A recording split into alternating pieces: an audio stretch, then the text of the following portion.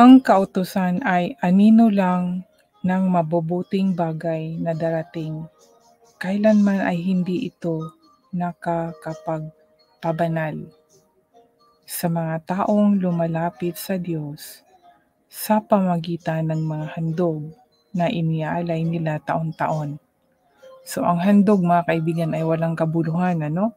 Ang handog ay hindi makapagbanal sa atin sa bagong pamaraan po.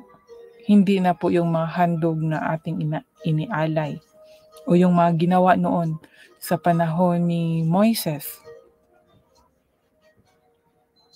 Dahil kung napatawad na sila sa pamagitan ng mga handog, hindi na sana sila uusigin ng kanilang budhi. Ang ganda po ng talata mga kaibigan, di ba?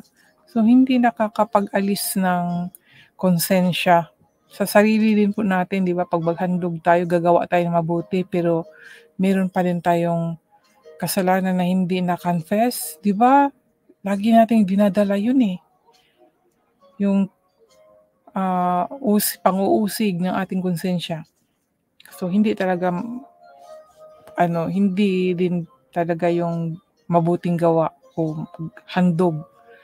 Palagay lang natin yung mga ginawa nating mabuti kasi wala naman yung handog ngayon, di ba? Handog na bagay para tayo ay mapawalang sala. Kaya gumawa tayo mabuti, hindi rin. Naalala ko nga sabi nung taong nakausap ko, sabi niya, ang Holy Spirit ay nasa tao. Kung paano malalaman siya pag matulungin daw.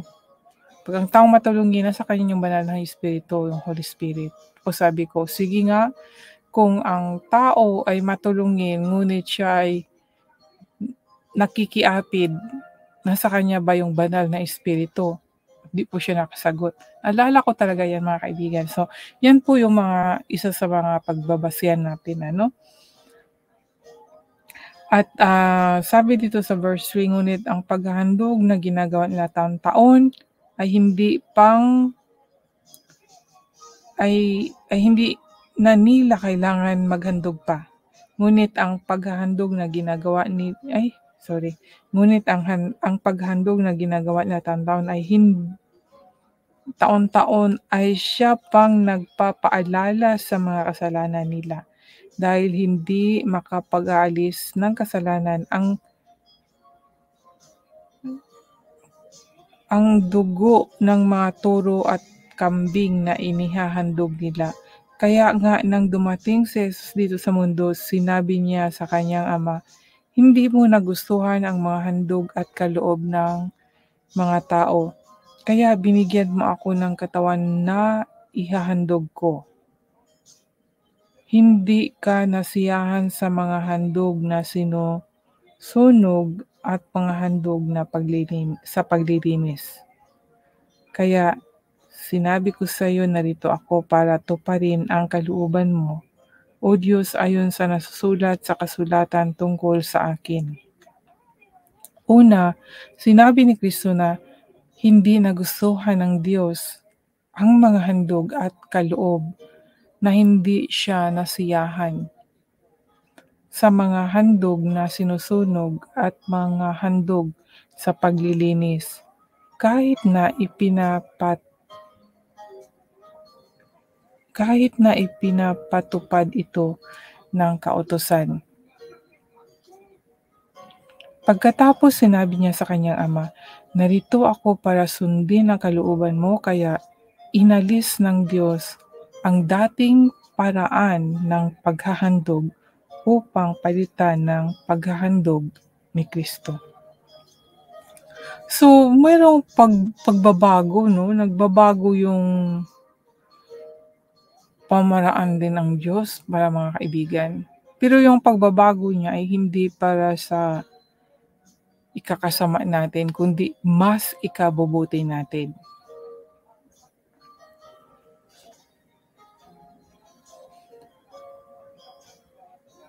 At dahil sinunod ni Hesukristo ang kalooban ng Diyos, nilinis niya tayo sa mga kasalanan natin sa pamamagitan ng minsang paghahandog ng sarili niya. Naglilingkod ang mga pari araw-araw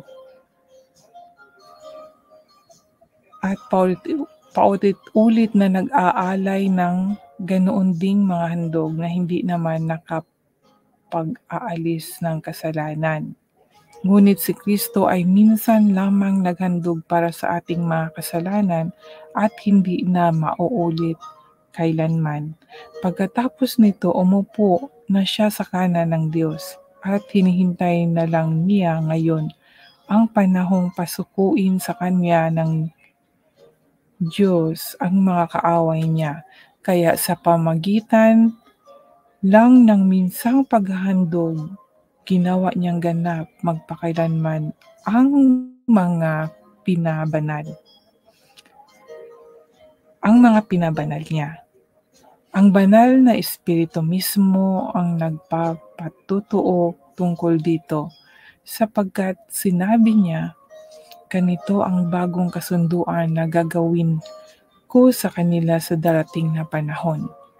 Sabi ng Panginoon, ilalagay ko ang aking mga utos sa puso nila at itatanim ko ang mga ito sa kanilang isipan.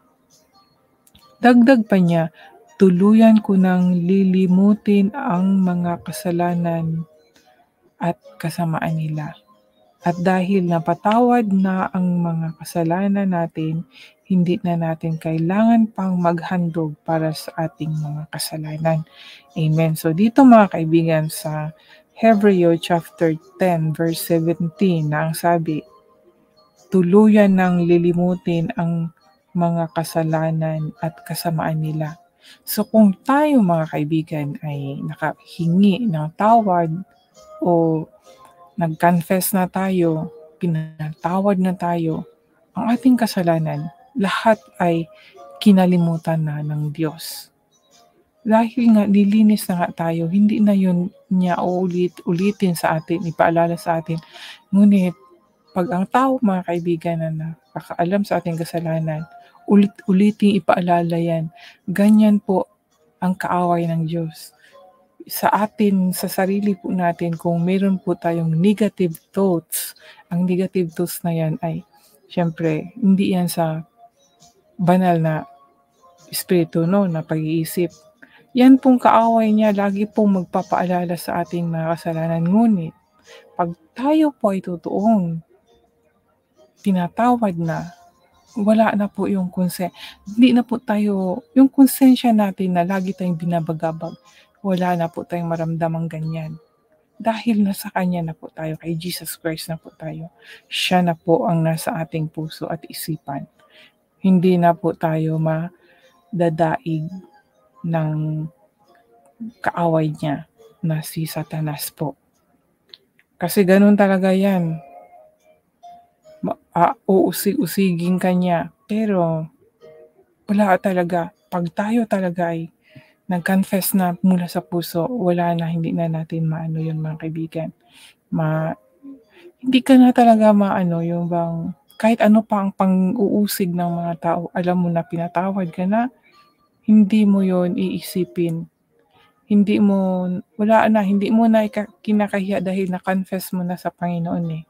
Alam mo na, pinatawad ka na, wala ka na kasalanan, kinalimutan na ng Diyos. So, ibig sabihin, wala ka na talagang kasalanan kasi kinalimutan na eh. Di ba? At dahil napatawad na ang mga kasalanan natin, hindi na natin kailangan pang maghandog para sa ating mga kasalanan. So, yung paghandog, wala na yun, di ba? Kasi pinatawad na tayo eh. Ang ano lang talaga doon is have faith, confess, and surrender and accept talaga kay Jesus Christ. At saka syempre, no, yun nga, surrender, offer ang sarili natin sa Kanya. So, parehas lang yan, surrender or offer ourselves. Syempre, pag nag-surrender ka na, you give up your life to Him, di ba? Yan po yun, mga kaibigan. So, dito patuloy po ako sa verse 19. Kaya mga kapatid, malaya na tayong makakapasok sa pinakabanal na lugar dahil sa dugo ni Jesus. Sa pamagitan ng paghahandog ng kanyang katawan, binuksan niya para sa atin ang bagong daan patungo sa pinakabanal na lugar na nasa kabila ng tabing. At ang daang ito ang nagdadala sa atin sa buhay na walang hanggan. At dahil mayroon tayong dakilang punong pari na namamahala sa pamilya ng Diyos, lumapit tayo sa Kanya ng may tapat na puso at matatag na panampalataya dahil nilinis na ng dugo ni Jesus ang mga puso natin mula sa maruming pag-iisip at nahugasan na ang mga katawan natin ng malinis na tubig. Magpakatatag tayo sa pag-asa natin at huwag tayong mag-alinlangan dahil tapat ang Diyos na nangako sa atin at sikapin nating mahikayat ang isa't isa sa pagmamahalan at sa paggawa ng kabutihan. Huwag nating pababayaan ang mga pagtitipon natin gaya ng nakaugalian na ng ilan. Sa halip, palakasin natin ang loob ng bawat isa, lalo na ngayong malalapit na ang huling araw. So dito mga kaibigan, i-review ko ulit na ibinahagi ko po yung tungkol po sa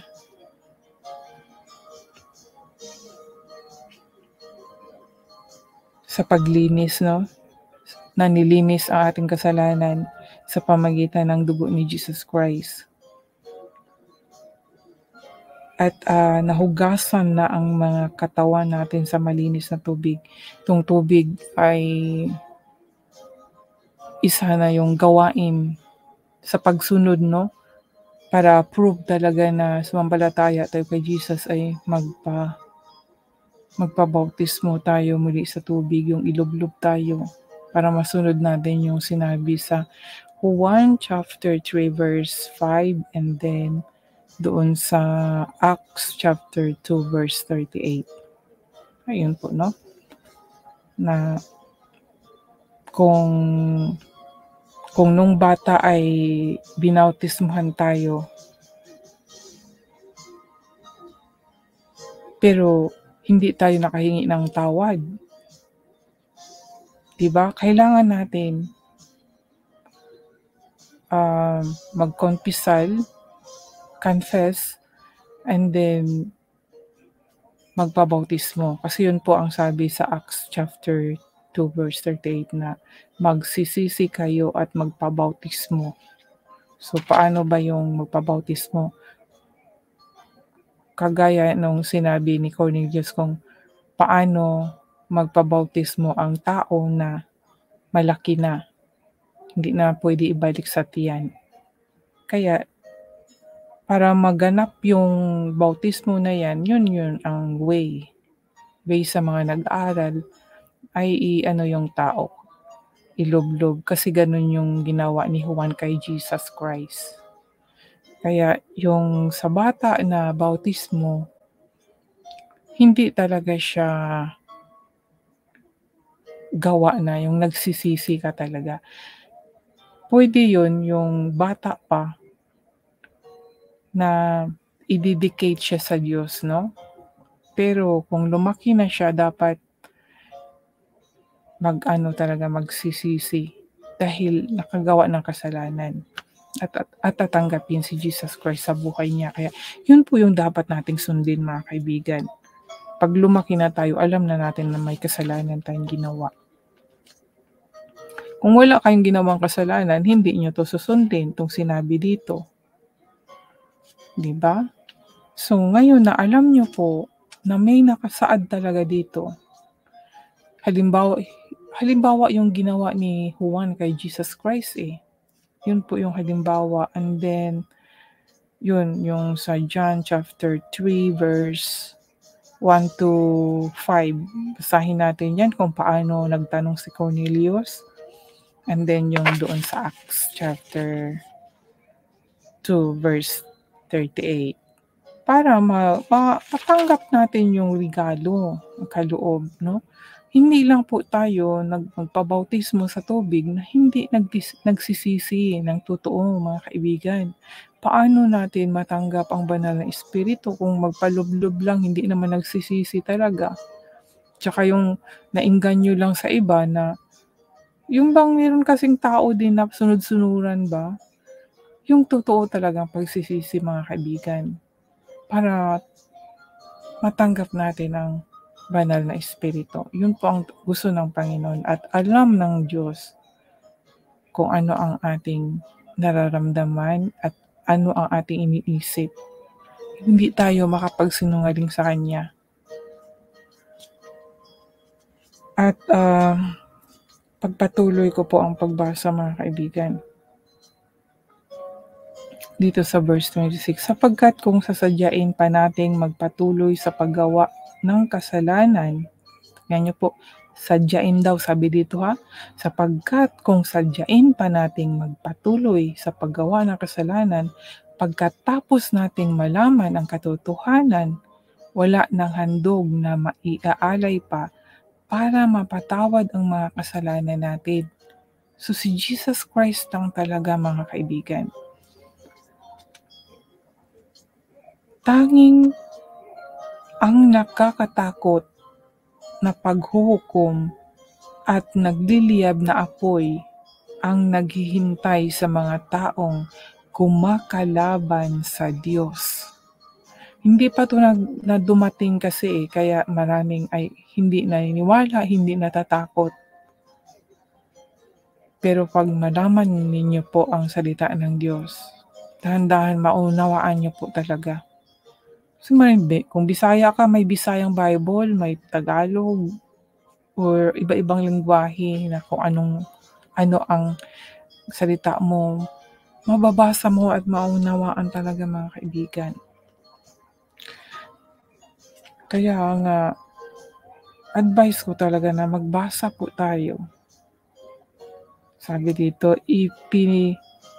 ipinapapatay noon nang walang awa ang lumalabag sa kautasan ni Moises. Ipinapatay noon ng walang awa ang lumalabag sa kautusan ni Moises kapag napatunayan ng 2 o 3 saksi ang paglabag nila. Gaano pa kaya kabigat ang parusang tatanggapin ng taong lumapastangan sa anak ng Diyos at nagpawalang halaga sa dugo na nagpatibay sa kasunduan ng Diyos at naglinis sa mga kasalanan niya. Talagang mas mabigat ang parusa sa mga taong ito na humamak sa maawaing banal na espiritu. Sapagkat kilala natin ang Diyos na nagsabi, ako ang maghihiganti, ako ang magpaparusa. Ito po yung nakakatakot, mga kaibigan.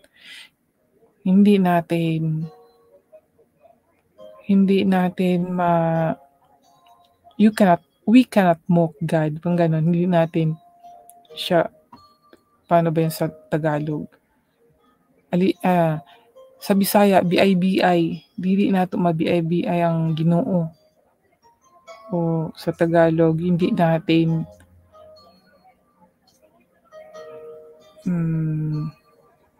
yung paglaruan, gano'n, yung hindi ako naniniwala, walang Diyos. Hindi natin may makikita tayong mga halimbawa niyan, mga kaibigan ko.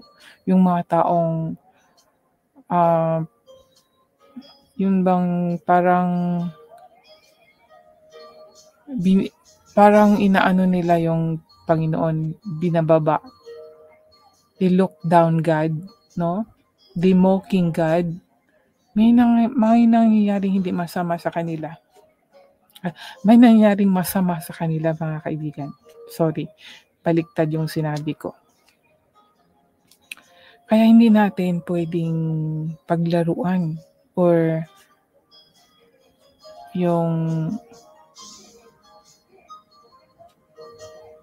hahamakin ang Panginoon. Hindi natin dapat hahamakin.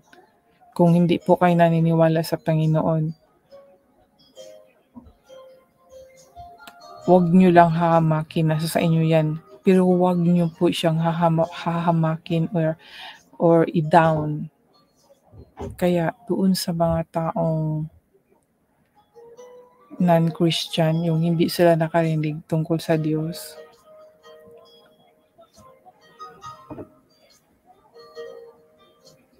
pag hinahamak nila ang Panginoon, para sa akin dahil hindi pa naman nila talagang kilala, ignorante sila. Pero nakakatakot lang kung sobra ang kanilang paghamak ba. Dahil yung parusa ba, yung spiritual punishment ay yun ang nakakatakot po. Dahil hindi natin alam what will come, kung anong mangyayari sa atin. We cannot predict.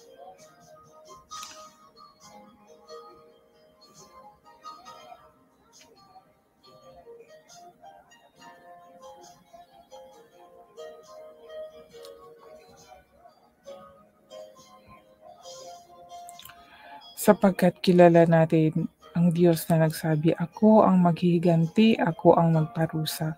At mayroon ding nakasulat na ganito, "Hahatulan ng Panginoon ang mga taong sakop niya.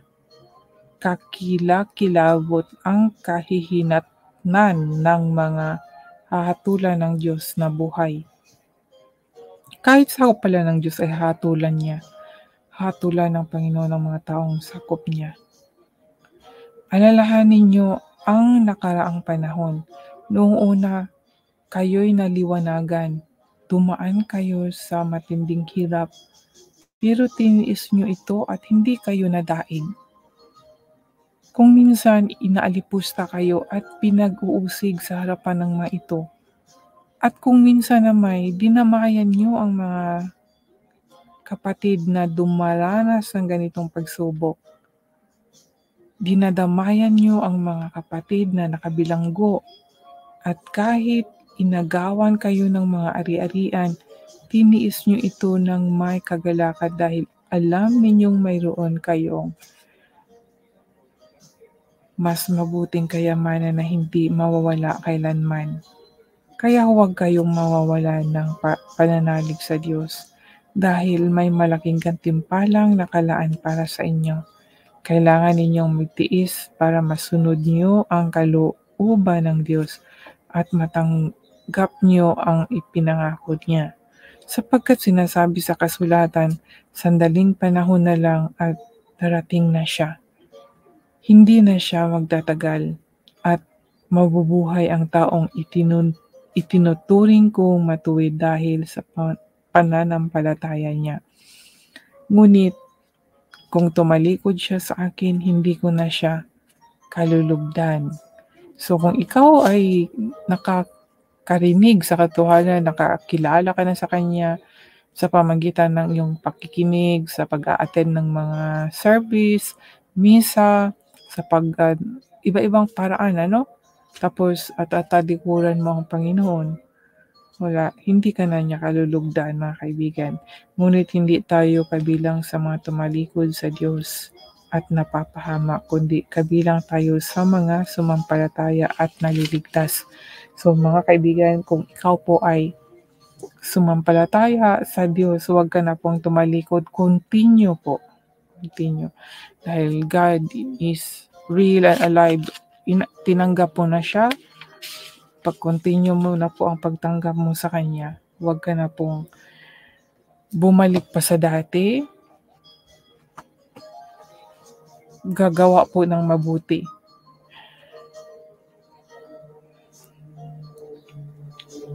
Gagawa ng mabuti dahil mayroong pananampalataya, dahil naligtas. Hindi po gagawa ng mabuti para maligtas, hindi po. Pero dapat gumawa ng mabuti dahil naligtas na. Ang ating mga ginagawa ngayon, kung gumawa man tayo ng mabuti, dahil sa ating pananampalataya, meron tayong pananampalataya sa Panginoon na tayo ay naligtas na at wala ng kasalanan. Ang ating kasalanan, lahat-lahat ay kinalimutan na ng Diyos. Kaya malinis na tayo sa Kanyang paningin. Hayaan natin kung sa mga tao ay hindi tayo malinis, pero tayo at ang Diyos, alam niya na tayo ay taos-pusong nagsisisi at alam natin na tayo ay naligtas na at nilinis na at kinalimutan na ating mga kasalanan. Ayon dito sa nakasulat po sa Bible. Kaya, yung hindi ka na talaga magkaroon ng konsensya sa totoo lang. Yan po kasi din ang naranasan ko. Pasensya po talaga kung, may testimony ko rin po talaga ito. Kasi kung hindi yun naalis ang sa konsensya ko yung kasalanang nagawa ko, hindi siguro ako makapagsalita dito. Siyempre, di ba? Mga tao na nakaalam na ako ay makasalanan. Tapos nagsasalita dito, sasabihin nila, parang sino na Pero hindi ko po iisipin yun dahil alam ko po sa sarili ko na pinatawad na talaga ako at nang wala na yung konsensya ko. Kaya kung ano man ang sabihin ng tao, wala akong pakialam, hindi ako makikialam, kundi masasabihin ko sa kanila na kung kayo ay walang kasalanan, sige, pumulot kayo ng bato at batuhin ninyo ako. Yan na lang ang sasabihin ko. Basta alam ko na ako ay niligtas, pinatawad at binago. Hindi ako nakapagbago sa sarili ko, kundi binago ako ng Panginoon. Yun po yung totoo. Kaya nga, itong Biblia para maano natin kung ano yung mga naranasan natin sa buhay natin, mababasa natin ito sa Bible Kaya masasabi talaga natin na, ito nangyayari ito sa akin na ganito pala yun yung naligtas ako.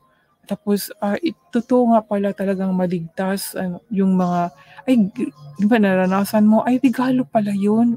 Yun mga kaibigan, ang Bible ang makapagpatunay. Para sa akin mga kaibigan na kasi nga, hindi naman ako nakakarinig sa tao nung sinabing, ikaw magbago ka, magsisi ka, tanggapin mo si Jesus Christ. Wala po kasing ganun nung ako po ay nag-confess sa aking kasalanan. Hindi po kasi sa ganung paraan ako nagsisi. Kundi dito po talaga sa Bible nung nabasa ko yung pagpako kay Jesus Christ sa cross, kung paano niya pinasan yung cross, kung paano niya pinasan yung mga sakit na inano sa kanya ng mga tao. Yun po mga kaibigan. Walang tao po na nagsabi. Kaya itong Bible, naniniwala talaga ako na hindi lang siya salita, kundi mayroon din siyang connection sa buhay natin. Yung mga salita niya ay nararanasan at mararanasan natin. Kasi minsan nararanasan na natin, masasabi natin, relate ko nito, naranasan ko to. Tapos mayroon naman mga Bible din na, mga word din sa Bible na hindi mo naranasan, ngunit mababasa mo, doon mo palang mararanasan. At mayroon naman, binabasa mo ay yun ang nagbigay sa'yo ng lakas. May mga ganun. Kaya amazing po ang Bible, mga kaibigan. Amazing itong salita ng Diyos.